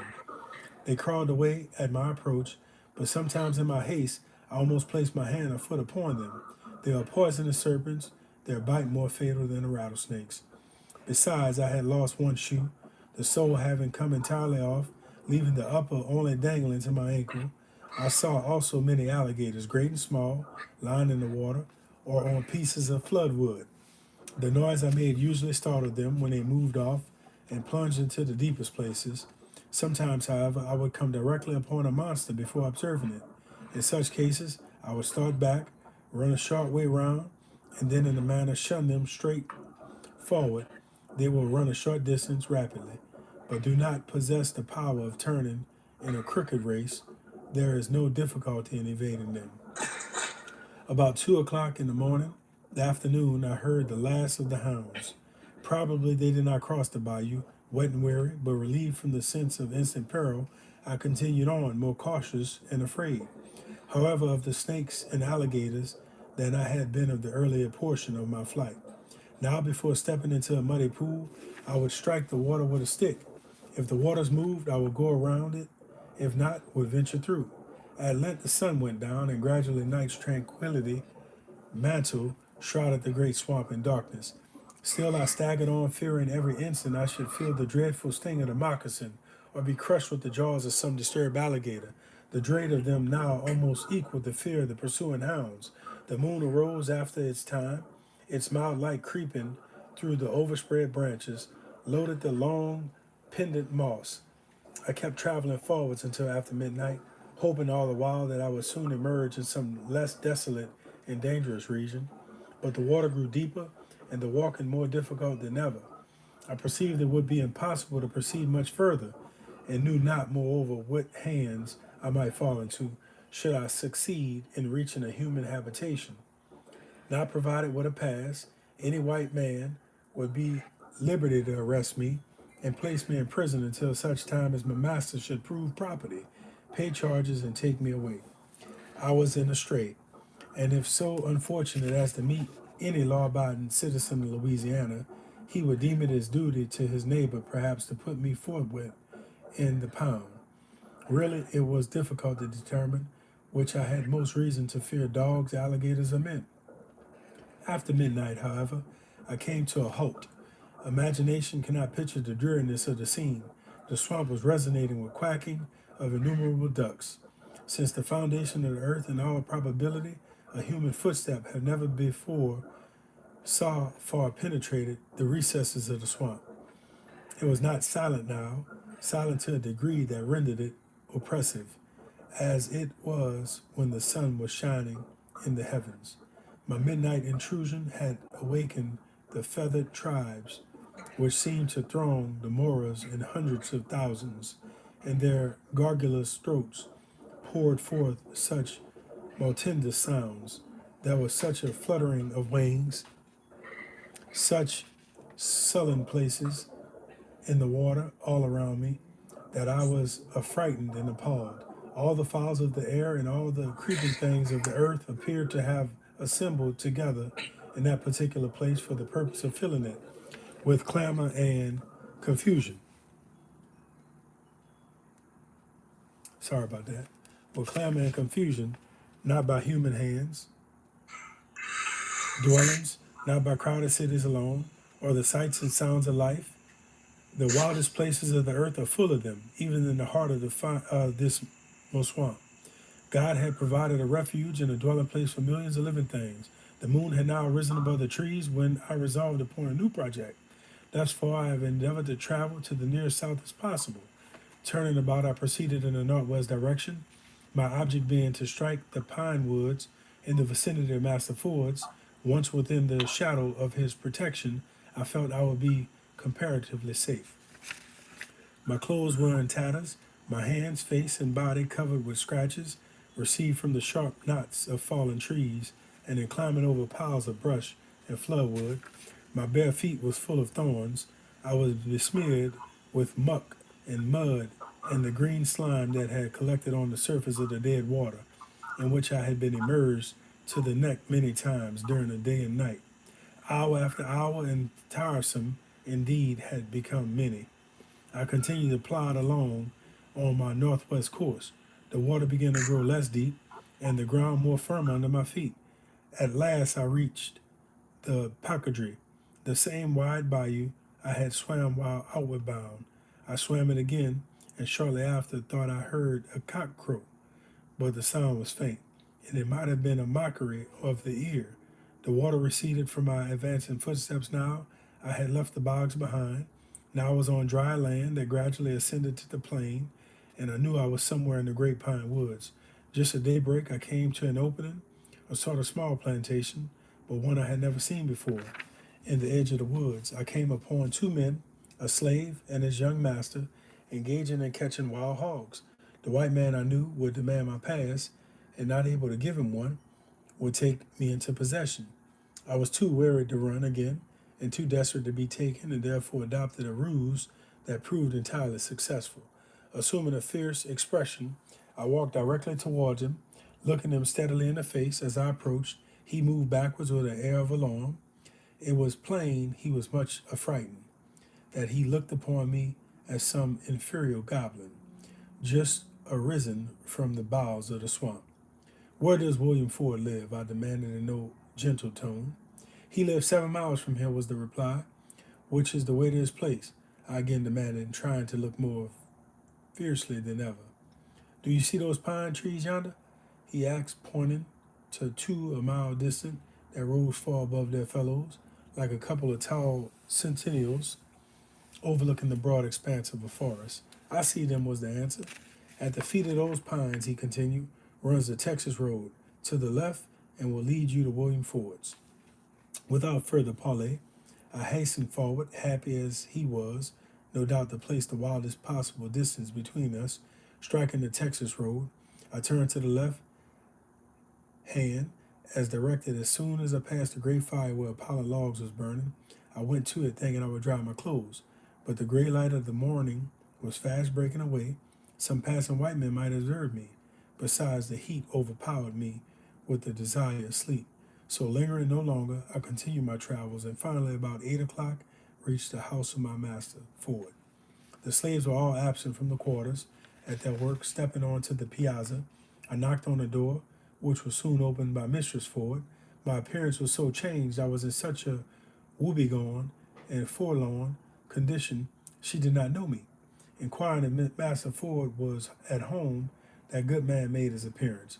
Before the question could be answered, I told him of my flight and the particulars connected with it.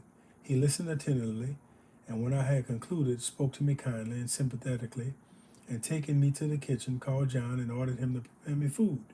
I had tasted nothing since daylight the previous morning. When John had set the meal before me, the madam came out with a bowl of milk and many little delicious dainties, such as rarely pleased the palate of a slave. I was hungry and I was weary, but neither food nor rest afforded half the pleasure as did the blessed voices speaking kindness and consolation.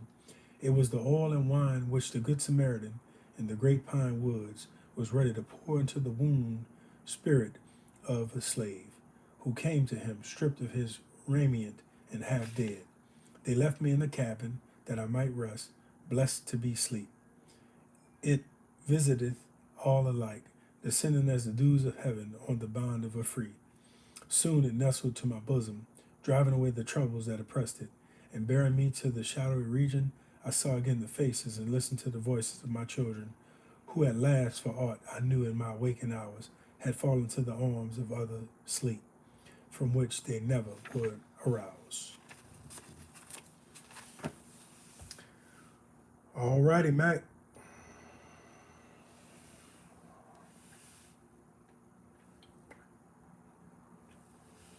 So in chapter 10, we read of Mr. Northup having to defend his life. By almost killing the slave master and deciding should he do it or should he not do it? What kind of hell will I be? A more hell, will it be worse if I let him die or if I let him live? So he decided, I'm not going to do it. And decided to run. But that run was something else, man.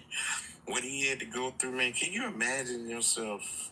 I mean, because you know how we live today. We can't even imagine that right there of going through, just first of all, being a slave. But I'm saying the escape, running through the marsh and the water, and you got the elements of nature and mammals that you're trying to obscure, plus you being chased.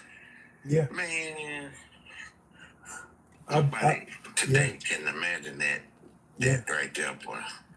To be in the Louisiana swamp, like I've been in the woods my whole life, and moccasins, most of the time, they'll only bite you if you step on them. They're not like the anaconda or the king cobra that'll come after you, you know. But Okay. but they ain't a snake to play with. And I could believe that. Because they water moccasins poisonous too. Oh yeah, they're very venomous. Yeah, definitely. Okay. He even said they have bear, tiger, reptiles, the slimy kind. So they have a lot of predators that were in that swamp. But what I did notice when Tibbets came at him with the hatchet, Yeah. he did not try to hurt Tibbets. He basically restrained Tibbets, threw the hatchet, and stood where he was at. Then when Tibbets came with the rod, he grabbed him, he got rid of the rod, and he threw him and left him where he was at. He stood in the same spot. Then when he went to get the broad axe, that's when Solomon restrained him. And they ended up on the ground, and that's when he had to run for his life. Because he knew he was going to get certain debt. Yeah. So so it just proves that in the last chapter, after he beat Tibbets and he cried for over an hour and felt regret, it proves it now because he doesn't do what he is capable of doing to him. And I thought that was pretty interesting. So he had a serious measure of restraint in what he could have done. I mean, right? Because he clearly had the advantage. Yes. He was stronger than Tibbets, yes. And I know slaves, man, they titled them mandingos, big strong. Yeah. The big strong ones to call them the mandingos, right? Yeah, I mean, yeah, when you toiling all day, you will develop strength. Oh yeah, yeah, no doubt. So, Mac, I don't know if you realize it, but where he has talked about Alexandria, Avoyes Parish, the Caucasus, like those areas aren't far from where I'm at. We talking about less than 2 hours, maybe 3 at the most, depending on where you go. So like all of that country, I'm familiar with. You know, that's Cook's backyard. You know, so Oh, yeah, so like this is close to home. okay. Yeah, this is close to home. So the woods, even even just the topography, being in the swamp, like I know exactly what he's looking at. So it's a very close to home kind of story. Yeah. Yeah, going through that swamp, alligators, Yeah. moccasins, Yeah. and other creatures of the swamp. Facts. We also have rattlesnakes. We have rattlesnakes, wild hogs. We Yeah, I have forgot about that. The ones that are on the land. You know what I'm saying? The Yeah. surrounding land Yeah. parts, because they're in the forest somewhere. black bear. Yeah. Yeah, wow. I think Louisiana. Don't quote me. I need to look it up again. But we have like 8 snakes that are venomous. Rattlesnake, corals, moccasins, and that's just the ones I could think of off the top of the head. But we have like either 6 or 8 venomous snakes. I think we have like 48 snakes that are indigenous to this area of Louisiana. And we have all kind of game and predator game as well that's indicative of the area. So it's definitely, and that's why I appreciated him saying at some point he's in fear for his life, but everywhere he looks there's something that could take him out. And so he got a stick and he would hit the water to make sure there wasn't a snake there or a gator there before he crossed in it. So even in running for his life, he's trying to protect his life from danger. Right, because So it's not just straight running. no, He's being cautious every step. it has to be.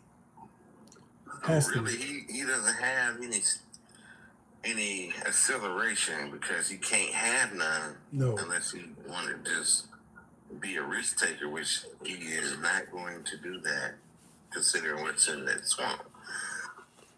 Facts. That Facts. is something. Yeah. But throughout the whole book, and I'm gonna just read the back cover just because this has really helped me. This is no fiction, no exaggeration. If I have failed in anything, it has been in presenting to the reader too prominently the bright side of the picture. So, the way he has explained his experience has only been the bright side. Even in talking about what he has been up against, the bright side resonates very loudly. So, I really appreciate that. That. And look, the book has so much more that is going to happen. And it's amazing, man. It's amazing. I, when we start talking about one of the young ladies that had an impression on him, her name was Fanny. And Fanny had to pick 500 pounds of cotton every day because, yeah, you were given a quota to pick based on your dimensions, and if you didn't pick it, you would get you would get stripped. Your back would get stripped, and so Fanny had to pick 500 pounds of cotton every day. So if you take that little cotton ball out of the Advil bottle, it don't weigh nothing. It don't weigh nothing. But she had to pick 500 pounds every day. Oh man. And she was a very fast picker. But he explains in the book how when you pick cotton, he explains the plant. He teaches you how to grow it. He even explains how the plant was set up where you couldn't break you couldn't break the branches because if you broke the branches, then you got your back stripped. And he explains how the cotton plant grows so many rounds of cotton from each plant. So you had to be super careful when you were even picking. So you couldn't just be wild and reckless just picking. So the book is it is definitely wrote from a bright side point of view. Definitely. Yeah, Yes, sir. I definitely appreciate that, brother. for sure, bro. I appreciate you hopping on too, Mac, and giving your commentary as well. Yeah, man. Sometimes the same old thing you do on here, I wanted something. Just want to be different and relaxation. You're reading, listening to somebody read, and then listening. It's your mind is at ease instead of all the yin yang. You know what I mean? Yeah, yeah, So you need that. Because you're dealing with that yeah. just constant other stuff all the time when you're on here. But Right. appreciate you, brother. Yeah, man. My pleasure, man. I'm so glad you was able to hop on and also contribute to the. I'm trying to get you 5. They got you the 5K tap. I That's know perfect. somebody else helped, but I got probably most stuff. Yeah, that's perfect, bro. That's perfect, man. I appreciate that very much. What you about to do now? So I think I'm gonna end the reading. Make sure you get your points too, Mac. I think I'm gonna end the reading, and I'm gonna see what's up with Bleezy. See where he at. Yeah, I know. I just took a peep and seen who was online. I know I saw Cook. Oh, Cook online? Yeah, Cook. All right. Cook is on, and Brescia is Yeah. on. I just see Cook and Breach. Okay, I'm gonna hop on Cook then. But I appreciate you, Mac. Make sure you get your points, bro. Get your points. Oh, okay. Yeah, get your points, brother. Thank you so much. Thank you, brother. Oh yeah, for sure. For sure, bro. All right. All right, Mac. Yep. Later, brother. Uh, One. So I want to thank all of you for joining this live literature reading of the autobiography of Solomon Northup, Mr. Solomon Northup, a great man. I also want to thank you for supporting this because this is a very special autobiography of 12 years of this man's life. And in conclusion, I just want to read the front cover. 12 years a slave, in a stunning reversal of stereotype, he is often a man among beasts. I finally understand what that means after getting to chapter 10 the second time. In a stunning reversal of stereotype, he is often a man among beasts. One of the most compelling and detailed slave narratives in existence. 12 Years a Slave is the chronicle of the amazing ordeal of Solomon Northup, a free African American kidnapped in the North and impressed into slavery in Louisiana. There must have been some misapprehension, some unfortunate mistake, writes Northup. It could not be that a free citizen of New York who had wronged no man nor violated any law should be dealt with this inhumanely. As an educated man torn from freedom and plunged into slavery, he brings into exact clarity the life and the labor of slaves in antebellum American South, the complex economic choices and ironic moral concessions of slaveholding, and the calamitous effect of slavery on the foundation of civilization. Throughout his horrific imprisonment, Solomon Northup resists the urge to laud himself as an exemplary character. Now the end of the book, the back of the book. This is no fiction, no exaggeration. If I have failed in anything, it has been in presenting to the reader too prominently the bright side of the picture. So I want to thank you for tuning in to this live literature reading of the autobiography of Mr. Solomon Northup. So thank you very much. And without further ado, we'll extinguish the candles and conclude our live literature reading. Thank y'all for tuning in. Thank y'all for supporting this reading. And I will read tomorrow evening as well on YouTube and on TikTok. Thanks again, and I'll see you then.